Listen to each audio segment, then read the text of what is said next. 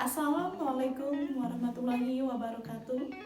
Perkenalkan, nama saya Ririn Yuli Astutik, mahasiswi dari Ilmu Hukum Habaring Hurung Sampit. Pada kesempatan kali ini, saya akan menjelaskan tentang hukum Islam dan pendapat para ahli tentang hukum Islam tersebut. Dosen pengampu saya pada materi kuliah hukum Islam kali ini ialah Bapak Zulkifli, SEI, MSy. Baiklah, saya akan menjelaskan tentang hukum Islam tersebut. Hukum Islam ialah sistem kaidah-kaidah yang didasarkan pada wahyu Allah Subhanahu wa Ta'ala dan sunnah Rasul mengenai tingkah laku mukallaf yang diakui dan diyakini, yang mengikat bagi semua pemeluknya. Seorang tokoh Islam yang bernama Abu Ishaq al-Shatibi telah merumuskan 5 tujuan hukum Islam, yaitu yang pertama, agama, yang merupakan tujuan hukum Islam yang pertama, karena agama merupakan pedoman hidup manusia. Yang kedua, jiwa, karena jiwa merupakan tujuan hukum Islam yang kedua, karena hukum Islam wajib memelihara hak manusia untuk hidup dan mempertahankan kehidupannya.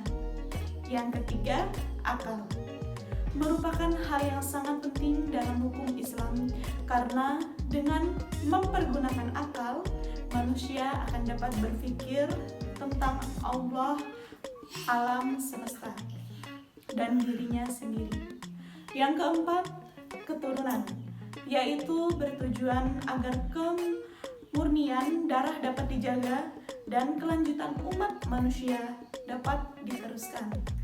Yang kelima ialah harta, merupakan tujuan hukum Islam yang terakhir yang merupakan pemberian Tuhan kepada manusia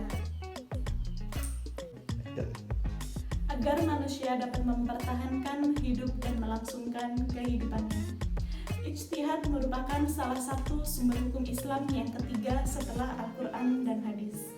Fungsi ijtihad sebagai sumber hukum Islam adalah untuk mendapatkan sebuah solusi hukum jika ada suatu masalah yang harus ditetapkan hukumnya, akan tetapi tidak ditentukan baik di dalam Al-Quran ataupun hadis.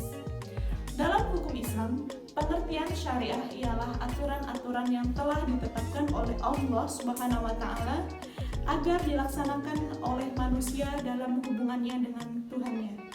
Sedangkan pengertian fikih ialah pemahaman atau pengetahuan tentang sesuatu. Apa sajakah hukum Islam itu? Serta contohnya. Baik, saya akan menjelaskan hukum Islam tersebut.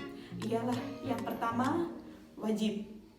Wajib ialah sesuatu perbuatan yang jika dikerjakan akan mendapatkan pahala dan jika ditinggalkan akan mendapatkan dosa. Contoh dari perbuatan yang memiliki hukum wajib ialah sholat 5 waktu, puasa di bulan Ramadan, dan zakat. Yang kedua ialah sunnah. Sunnah ialah suatu perbuatan yang dituntut agama untuk dikerjakan, tetapi tuntutannya tidak sampai ke tingkatan wajib. Apabila dikerjakan, maka akan mendapat pahala. Apabila tidak dikerjakan, maka tidak apa-apa. Contohnya ialah sholat sunnah yang dikerjakan sebelum atau sesudah sholat fardu. Yang ketiga, haram. Haram ialah suatu perbuatan yang jika dikerjakan pasti akan mendapatkan siksaan atau dosa dan jika ditinggalkan akan mendapatkan pahala.